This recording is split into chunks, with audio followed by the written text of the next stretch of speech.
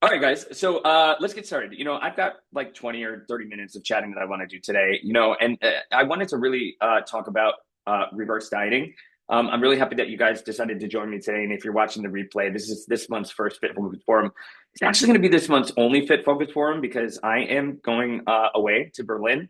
I think we check in 13 days. So I'm not going to be here when I usually do the second one. So I wanted to make this one super useful, right? And talk about something that every single person in the program is experiencing. And I'm really pumped to be talking about it because a lot of people misunderstand this. And it's the reverse dieting, right? So, most of us are taught to think that eating less is always the goal when it comes to fat loss, right? But what happens when you're been eating less and working out more is that your progress stalls. And I think a lot of us have experienced this, right? And in some pretty extreme fashions as well. And that's where this concept comes in. And trust me, it could be the exact thing that is standing in between you and the results that you've been chasing. So, tonight we're going to talk about why your metabolism isn't broken, but it's adaptive, why this is a key tool in sustainable fat loss, how to know when it's time to reverse diet, and how to mentally and physically transition through the phases successfully. So let's dive in and let's talk about what metabolic adaptation is. All right. I want to start with the science. And this is going to be like a Bill Nye the Science Guy day. We're going to talk a lot about science. So I hope you guys learn some interesting stuff. Your body isn't trying to sabotage you, it's trying to protect you. So when you diet for long periods of time, what happens is your body starts responding by adapting, right? And this is called metabolic adaptation. And I'm sure we've probably heard that term thrown around here or there at some point in the diet world, and especially gay men throwing that word around a lot.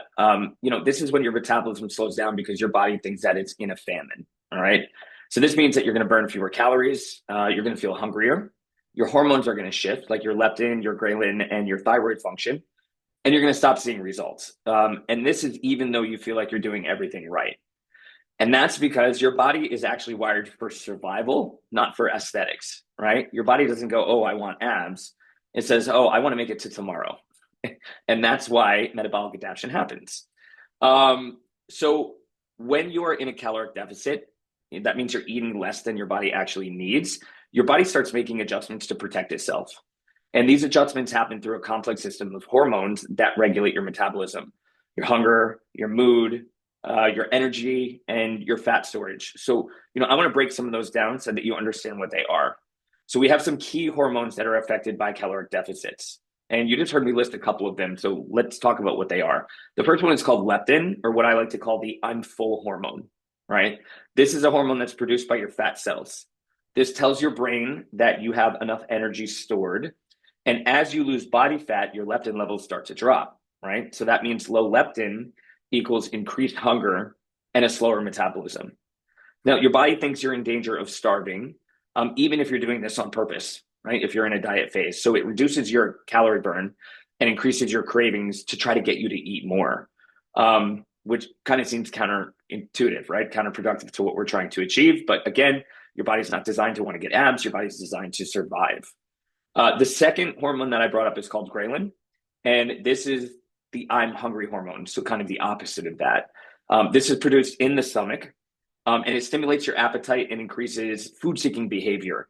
So ghrelin levels rise the longer that you're in a deficit. So you see how those things go together. When your leptin levels are going low and your ghrelin levels are going high, that's where the hunger comes in. You ever notice how much louder your cravings get after a few weeks of dieting? I'm sure we all have, right? That's your ghrelin doing its job. And that means that it's doing its job well, right? That's the whole purpose of that hormone.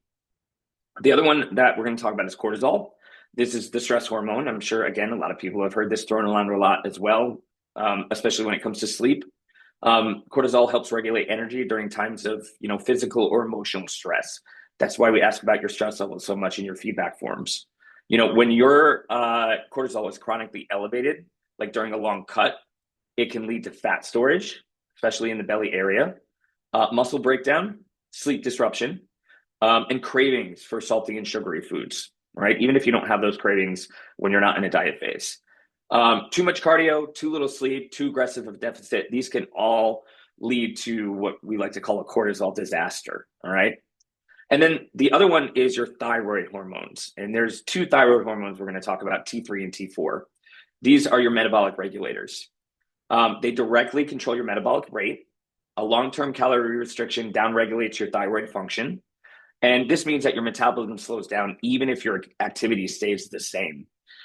So just saying T3 and T4, I wanted to explain to you guys what those actually are, right? So that's why I was saying this is going to be like a Bill Nye the Science Guy day. So T4 is the inactive form of your thyroid hormone, and your body produces this the most. It acts like kind of a storage hormone. But then you have your T3, which is the active form that actually drives your metabolism. This also drives your energy levels and your fat burning processes as well. So what happens is your body actually converts T4 into T3. So if that conversion is really sluggish due to like high stress levels or under eating, then that means your metabolism slows down. And this can be even if like your labs look normal, like if you get your thyroid function checked. This is a key reason why eating less and less and less and less eventually stops working, because your body becomes more efficient at holding on to calories. Does that make sense, guys? All right, good. I love talking about science, but sometimes I get myself into the weeds. So if you have any questions, just raise your hand and ask. So what happens over time when you're in a cut phase or when you're in a fat loss phase? Your hunger goes up, right? Your cravings intensify. Your energy crashes for various reasons, right? One of them is because you're not getting as much energy as you were before. Your workouts feel harder. And then you burn fewer calories doing the same things that you were doing before. And here's the kicker, and this is the part that I wish wasn't true. The leaner that you get, the harder it is to lose more fat without hurting muscle or tanking your performance. So that means every single time you do a fat loss phase and then a refeed, when you go into another fat loss phase, you're probably going to lose less fat than you did before. This is not necessarily a bad thing. It's just really important to manage your expectations when you're going through these cycles, right? This is metabolic adaptation, and it happens to every single person. It's the way that your body operates. When you're at metabolic adaptation, this is the point when reverse dieting becomes crucial. And this is why we're doing this, with all of the clients that we work with at some point. When your fat loss slows, it's not time to go harder. It's actually time to get smarter. So you have to give your body the signal that it's safe again, right? And we do this through a strategic use of food. And that's where reverse dieting comes in. So next up, I want to explain what a reverse is, how it works, and what happens in your body when you do it right. There's only two of you, so you both have to play my games today, all right? So here's a quick quiz, all right? So after 12 weeks of dieting, what happens to your leptin levels? It's going to be A, B, or C. I want you to drop it in the chat. Let me turn my chat on so I can see it. Your leptin levels, do they go up after 12 weeks of dieting? Do they stay the same, or do they go down? I want to see who is paying the closest attention. If you don't know, guess. Okay, it is C. They go down. All right. Ghrelin is the one that goes up. Leptin is the one that goes down. And those two combined are what makes you hungrier. Does that make sense? That's why I'm asking the questions. All right, awesome, guys. I really appreciate you participating. So what do we do about this? This is when we reverse diet. So let's talk about what that means, okay? Let's get into reverse dieting. It's not really sexy, but it's absolutely necessary to do as any part of a weight loss plan. So a reverse diet is what you do after a fat loss phase, and it brings your calories back to maintenance and helps your body recover without piling on body fat. It's actually designed to help your metabolism recover. Adam, nice job.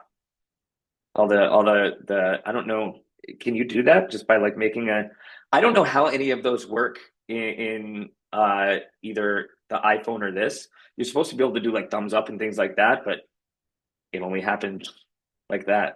Isn't that weird? I love it. Anyway, I'm going to say a little side note just because it's really funny. I was seeing a therapist in Florida, and he actually had a disclaimer that said, yeah, oh, okay, you're doing the react at the bottom of the toolbar, but I know you can make like motions, right? The therapist that I was seeing had a disclaimer saying, if you see balloons or anything, please apologize. I apologize. It's not me, being excited that you're depressed or something. So anyway, back on track. A reverse diet is what you do after a fat loss phase, like I said, okay? It's designed to help your metabolism recover and your hormones rebalance as well without putting the fat back on.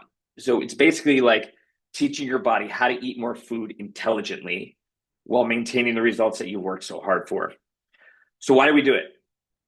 After a deficit, your body's metabolism is running more efficiently, but slower. So if you jump straight from 1,800 calories back to like 2,800 calories, your body's going to store fat really quickly.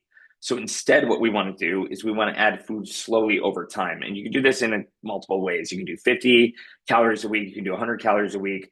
I like to do like 150 every 2 weeks.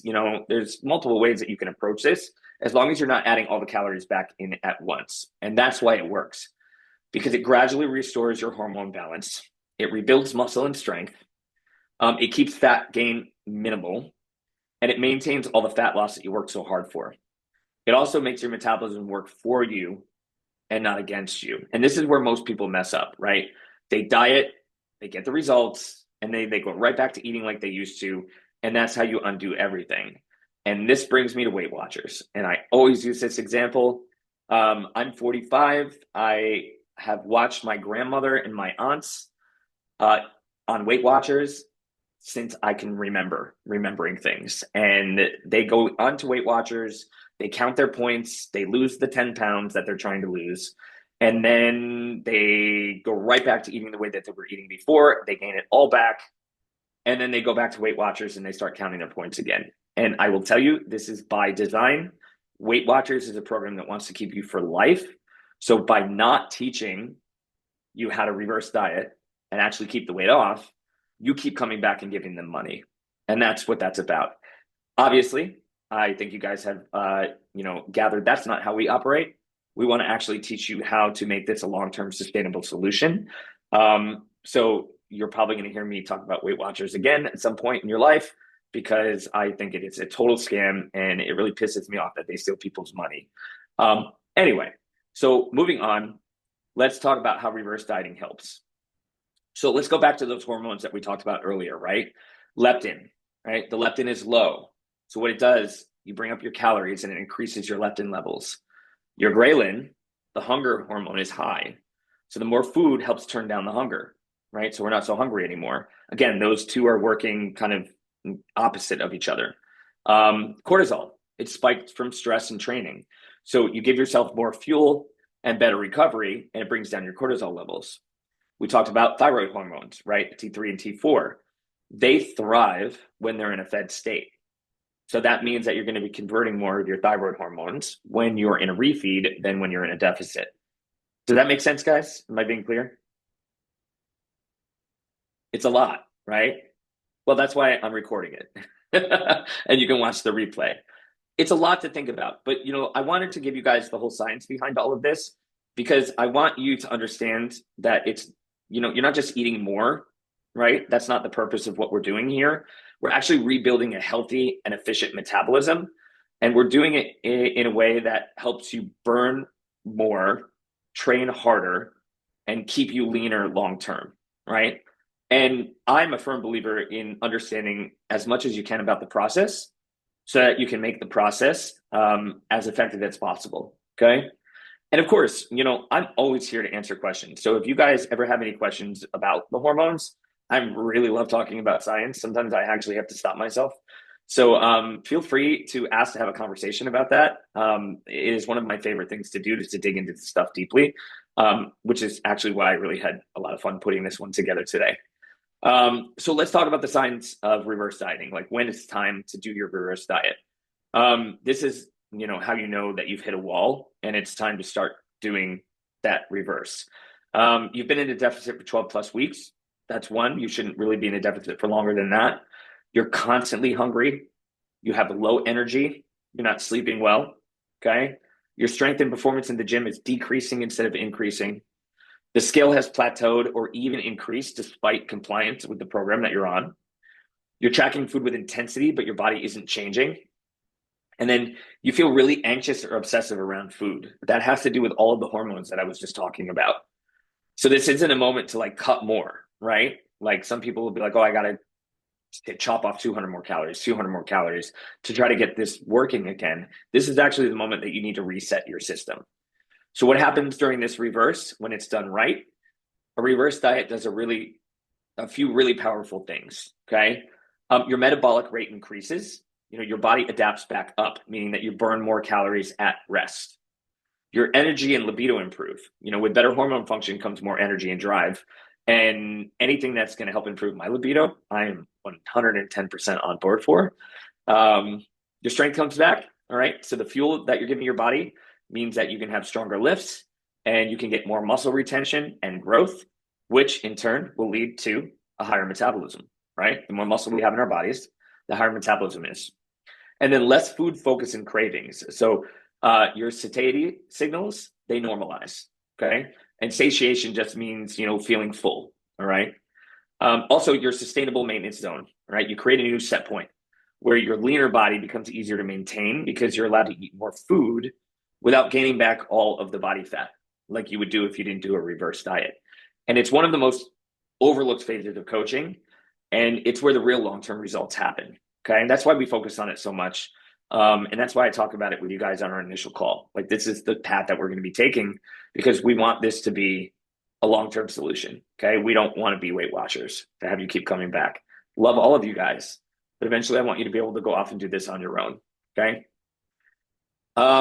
Yeah, right. No, it's true. Like, you should be learning what you're doing when you're in a program like this, not just being told what to do for no reason.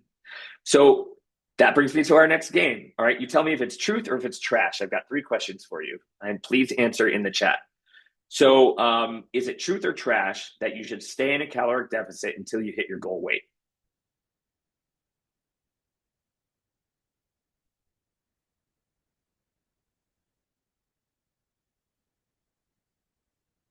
This one's kind of tough, right? Okay. What do you think, Dev?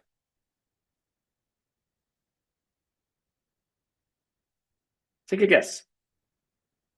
Truth or trash?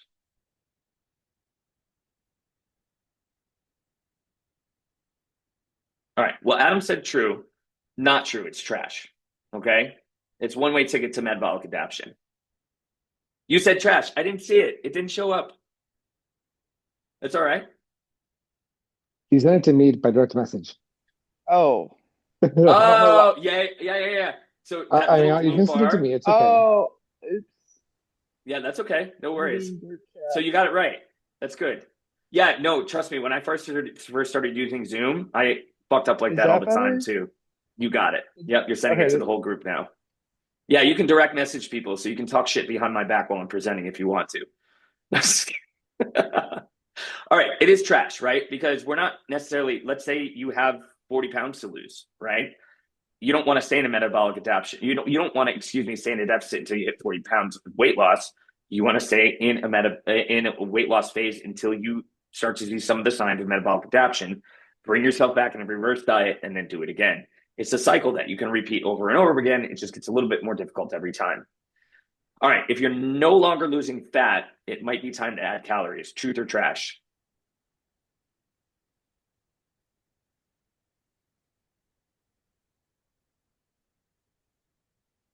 So I'll say it again. If you're no longer losing fat, it might be time to add calories.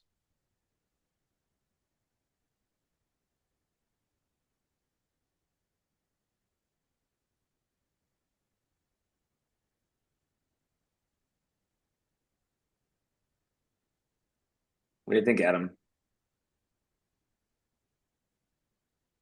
You got it, right? More isn't always better. Better is better. Okay. So if you stop losing fat, that means you've plateaued. That's when you need to go into a reverse diet. That's what this is all about. Okay. And then the last one I'm going to ask you guys, the reverse diet is more important than the fat loss phase. Truth or trash?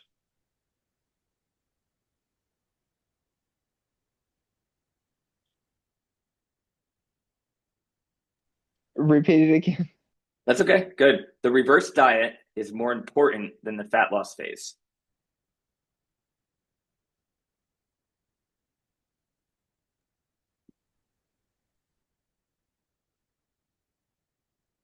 No, it's not actually. And I'll tell you why. Dev, what do you think? It's true because you said without it, you're just gonna go back. It's Weight Watchers. You got it. That was the Yeah. answer. You took the words out of my mouth. Very nice. I'm glad that you're paying attention. The reverse diet is what solidifies your long-term results. So In my opinion, that means the reverse diet is actually more important than the fat loss phase, right? I'm sure we could probably argue back and forth on that one, but you got the point that I was trying to make. That's awesome.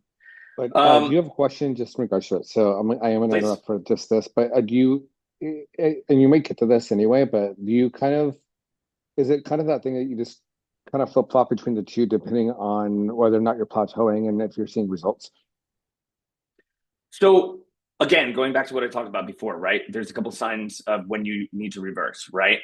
One of those is if you've been in a deficit for 12 weeks or more.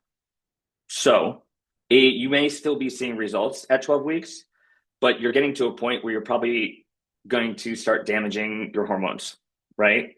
Not damaging, but you know what I'm saying. They're not going to be operating and functioning properly. So at that 12-week mark, even if you're still seeing results, it's healthier to go into a reverse diet and bring yourself back up to your maintenance calories so that you can fix your hormone levels, but also, feed your muscles as well and build more muscle mass at that point too. Okay. So if you see signs of metabolic adaptation before 12 weeks, then that's a sign for you to go into a reverse diet a little earlier, but I wouldn't go any more than 12 weeks. And that's why we talk about 12 weeks so much in the program. That makes sense? Does that answer your question? Okay. And that's actually exactly what I Actually, was just perfect. going to talk about. When you need to do a reverse diet, here's how you know. If you just finished a fat loss phase, you've lost 10 pounds plus, your calories are under 2,000, you're getting cravings or mood changes, and you want to maintain your results, then you probably need a reverse diet. Okay. So those are the signs. But there's also the mental side of this as well. And here's the truth, adding food can be scary, right? Especially if you've spent years trying to eat less to look better. But eating more to fuel your body, build muscle, sleep better, and perform like a badass is not giving up. It's actually part of the strategy. And this is why our program includes guided reverse phases so that you're never guessing. We build them in on purpose so that you can look great long term, not just for a few weeks. Now, you might be asking yourself, wait, won't I gain weight if I start eating more calories? The short answer is maybe a little, right? But not in the way that you think. So when you increase your calories slowly and strategically, your body actually burns more. And in some cases, people reverse diet and lose weight because their system starts working better. If I come across someone that's been in a caloric deficit for years and they have not been eating at what their maintenance calories should be, then the first thing we do is we actually have them eat more. And a lot of the times we'll see those clients start to lose weight because they're eating more food because of all the reasons that I just talked about. The hormones are functioning more efficiently, right? Um, so also what happens is your glycogen stores increase. And I was just talking about that a moment ago as well.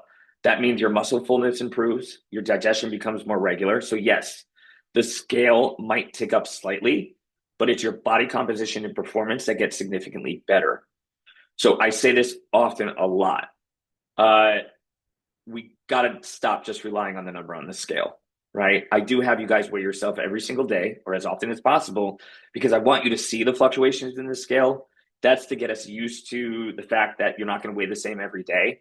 My weight fluctuates 5 pounds in either direction sometimes, depending on when I'm weighing myself throughout the day, how much water I've had, if you've eaten a lot of carbohydrates the night before, etc. Um, then also, of course, we want to rely on other methods like measurements and pictures because when we do our reverse diet, if we do put on a little bit of weight, chances are if we're doing it properly, you're actually building muscle and muscle weighs more than fat, right? So this sets you up to cut more effectively later if that's what you choose to do. Okay. And the big win here really is the long-term success, like I talked about before.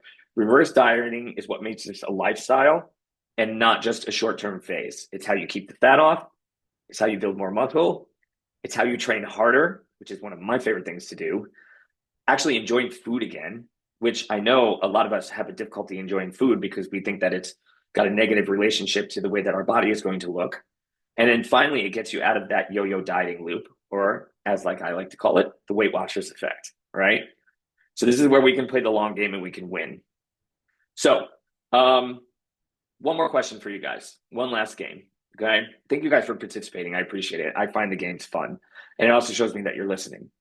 So let's say you've been dieting for 16 weeks.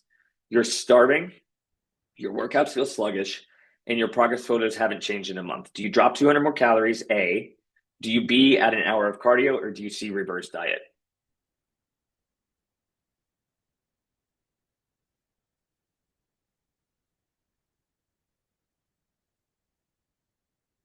A, drop 200 more calories. B, add an hour of cardio. C, reverse diet. If you've been dieting for 16 weeks, you're starving and your workouts feel sluggish and you haven't made any progress. Right. That was easy. I wanted to give you guys an easy one since I know the other two ones sounded like trick questions. So how we guide you in this program, a little insight in our coaching, we're always tracking your biofeedback, your performance, your hunger, your sleep, and your mood. And it always tells us when it's time to do a reverse diet. We calculate the exact increase in your calories and your macros. That's right for your metabolism. Your weekly check-ins is where we make adjustments together. And we keep that goal in sight. The goal is abs and energy, strength, and sanity as well. All right. So now you understand how metabolism adapts, why you sometimes need, more food to lose fat, when to reverse diet, and how to do it without gaining fat back. All right. You guys have any questions? It was pretty deep today, a lot of science. How do we feel about the information? Do you guys feel like you have a better understanding what reverse dieting is and how it affects your body in more ways than you might have thought it did? Okay, awesome. Appreciate it. Do you guys have anything else you want to chat about? And I know we have other people on the call too. We have David here and we have Alex. It doesn't even have to be in relation to the Fit Focus Forum today. I'm here to answer questions or chat about anything you want to talk about, guys.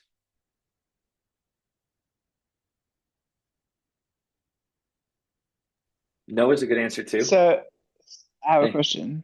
sure. So I'm new to everything, all of Yeah. this. And I usually, anyways, so tonight, like I'm really, this is like my second week and I'm trying to track food and it's just really tricky. Mm-hmm. So like tonight, my roommates cooked dinner and it was a soup. It was a really chicken hearty soup. But then it also had some potato in there and like it's just hard. How do I track that? So And I know when you you just guesstimate, like I know like it was probably like two chicken breasts, maybe. in And your own then bowl though, or the entire meal? oh no, in the bowl. Okay. That's a lot of protein. That's actually really great. Well, yeah, I made sure to get because I'm like trying to get to my protein goal, Your but protein goal. Yeah, yeah, yeah. No, I absolutely love so that. but then also it's got all this other stuff in it. I didn't watch him make the broth. Correct. So it's basically like you went out to a restaurant and ordered Like food, it's just yeah. essentially, Well, right? you sort of it's a lot easier for me when I order my own meal because I usually get like if I'm out now that I'm tracking, I'll get like a salad or something. But Yeah, that's easy to visualize or like a sandwich, but I get that. So I want to answer your question for you and I've got my phone out because I'm in the food tracking part of the app right now, right? So you said it was like a chicken stew, basically, yeah, it essentially, was right? like chicken, yeah, and potatoes and carrots and So it sounds like celery. if you add the potatoes, right? It almost sounds kind of like a chicken pot pie stew. It might not necessarily be the crust, but the potatoes kind of make up for that, right? And then you've Yeah. got the chicken and you've got all the vegetables and everything in there, right? So Yeah, what so you I just actually I typed in chicken stew and I'm looking down and based on the way that you've described that to me, there's something called chicken pot pie stew here. And they've got a couple ways to measure it, right? You can go servings, grams, ounces, pounds, right? If you're not exactly sure how much you ate, you can just guesstimate. And I know that's probably a little yeah. stressful for you, being, the first time that you've been doing this and you want to be as Yeah. accurate as possible.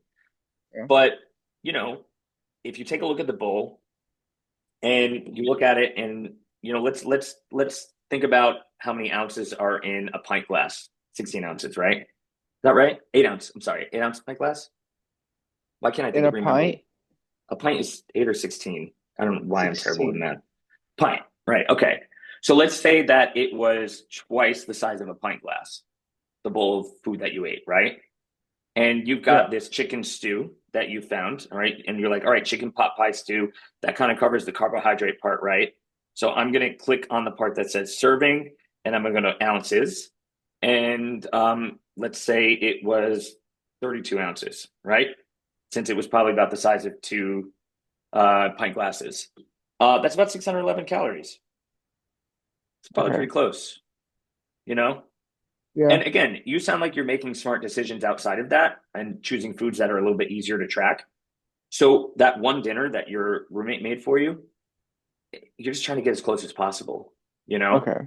There may have been Yeah. 600 calories in there, maybe there was a little bit less. I always like to overestimate, right? So maybe I'm like, okay, so I wrote 32 ounces. I'm going to write 34 ounces just to overestimate a little bit. And that's what I'm going to log. Okay, And I again, just kind of need to just not worry about being so particular, I guess. there's nothing scientific about logging food. You know, Okay. like even if you weigh every single thing you cook and do it exactly like you think it is supposed to be right, and you weigh the raw chicken and every piece of your meal and you put it all separately in there, it's still not 100% accurate. That's not the point. Okay. The point Okay. is just trying to track as closely as possible what we're putting into our bodies so that we can make progress, right? I can almost guarantee, and I've looked at your food logs already since you've started. Um, you're doing great. You know, you're making good I mean, they're just choices. kind of all over the place. It's just kind of, You don't have to it's be just, perfect. You yeah. know, you just have to make small changes every day, right? So if you're used to eating donuts for breakfast, and I'm not saying that's you, I'm just using an extreme example because people do that. They'll like have a donut and coffee for breakfast, But right? I wish I could let myself eat that Yeah, for yeah, yeah. breakfast. Psychologically, I wouldn't be able to let myself eat that for breakfast either. It's just not where I'm Yeah. at. But that's where some people are when we start working with them, right? And again, I'm Yeah. using the extreme example just to make a point. And let's say they always have, McDonald's for lunch, and then, at dinner, they're always ordering food out and getting like fried food and stuff like that, right? What should they do for the first few days that they're tracking their food and trying to change their diet? Start with breakfast. So instead of eating a donut for breakfast, we're going to have maybe low fat yogurt, right? With some berries in it. So that it kind of still has the sweetness of the donut, right? But it's healthier, right? So we're going to work on trying to make that change first, maybe over the Okay. course of a few days or a week. Then we're going to dig into lunch and be like, all right, instead of getting McDonald's for lunch every day, I'm going to go to Chipotle and I'm going to make my own food, right? I'm going to do half the amount of rice that they usually give. I'm going to eliminate the sour cream and the cheese or get only a very small amount. I'm going to add extra salsa because I know that that's vegetables, right? Whatever it is. Or I'm going to go to Subway. I'm not saying that these are the best choices, Yeah. but in given situations, we just do the best that we can. So I like places where you can, make your own food, even if it's Subway. So you go in there and, even though the chicken is chopped and formed, I usually like, I'll get the chicken because I know it's not, the same as like deli meat. It's a little bit healthier. Or I like to get the roast beef because roast beef tends to be a little bit less processed than like bologna or ham or something like that. And you can put your own food together. So now I spent a week changing my breakfast habits, right? I'm doing really well. Now I'm going to spend this week changing my lunch habits. And then eventually I'm going to get to dinner. And you can do more than one at a time if you are mentally capable of doing that. But if you're getting stressed out about it, and it's just very difficult for you to make all of these changes at once, which it is for everyone, because our brains want to stay the same, right? We're training a part of our brain that doesn't want to change. It's that habit part of the brain. Like when you get up in the morning, when I get up in the morning, the first thing I do is pee and then I brush my teeth. I don't think about it at all. It just Yeah. happens. That's what I do. That is the same part of your brain that you're trying to change when it comes to how you eat. So it's hard. It's difficult. So if you try to do everything all at once, you're just a recipe for failure, right? And we give you the blueprint just so that you have the roadmap so that you can start making the small changes, right? So if you're struggling and you feel like, this is too much, you're getting stressed out, um, just go with one meal. Be like, I'm going to make breakfast this week look like the blueprint. Right? I'm going to do everything that I can to make it look like the blueprint. And if I accomplish that 4 days this week, then I've won. I've done a great job because that was 4 more days than I did the week before. Does that It's make like on sense? days, yeah, and like, but on the days when I like open the open the shop, I'm there at 5:45. I'm not gonna eat. I'm not gonna want to eat until 9 or Okay. so. And it's like I can't cook eggs. I can't. So that's why I'm just used to So what are your grabbing options? What are your options when you're, my smoothie. that's wonderful. I saw that you had put on the blueprint peanut butter toast, so I just put it on bread and like ate it, but it was Again, I that's don't just a suggestion. You don't need to eat that, right? So yeah. you can find a healthy carbohydrate. That's why you have the macro cheat sheets. Okay. Look for something that you enjoy or something that's available to you since you're opening the shop at 5 a.m. It sounds like the smoothie is good, right? Yeah. Are you making the smoothie yourself at the shop? Yeah. Like Okay. I bring my own banana and I bring Oh, wow. That's wonderful. I have my protein and stuff, but And you have your protein stuff. So why not just put the fat in there as well? And the carbohydrates, whatever you need. Put it all in there if that's what you like. It doesn't have to be bread. You know what I'm saying? Again, that's why it's a blueprint and not a meal plan. So okay. you're putting a banana in there already, Blueberries. blueberries. Yeah. You've already got your carbohydrates there, and they're easily digestible carbohydrates, which is going to give you energy to work. And it sounds like your job can be pretty stressful and you need energy. So I Okay. like what you're doing already. Now you've got the protein because you're putting your protein powder in there. Where can we get the fats from? What could you put in the shake? Avocado. I put avocado in it before. You're covered. So you've done everything that's in the breakfast part of the blueprint. Okay. That makes sense? Yeah, yeah. It's really easy to overthink this, especially at the beginning. Yeah. Yeah, yeah, yeah. Okay. And again, I want to make this as stress free as possible, but it's never going to be stress free. You Yeah, know, yeah. again, you're trying to change a part of your brain that is the most difficult thing to change. And I think changing the habit part of your brain is more difficult than changing your body composition, to be quite honest. You know what I'm saying? And that's where the true change happens. And that's where the Yeah. permanent change happens. So it takes a long time, you know? I'm not going to stop peeing first thing when I get up in the morning. And if I try to change that, it's going to take Yeah. me a long time. Yeah. Just brushing my teeth first would probably fuck me up really bad in the morning. Like I would be like, what's going on? Obviously you're not awake yet. And I'm making an extreme example out of this, but you know what I'm saying? Yeah, It works the same totally. way with food. And that's why people have such a difficult time with dieting and changing the way that they eat because, once your body's used to something, the last thing it wants to do is change. We just Yeah. have to have the willpower and we have to have the desire and we have to keep reminding ourselves of our why. Why do I want to do this? What is the purpose for me making this change? And then, reminding ourselves that, the brain is really only capable of making a few changes at a time, if that. And we're already asking a lot of you. I'll admit that. You've got a new workout program. You're trying to eat differently, maybe doing meditation that you've never done before.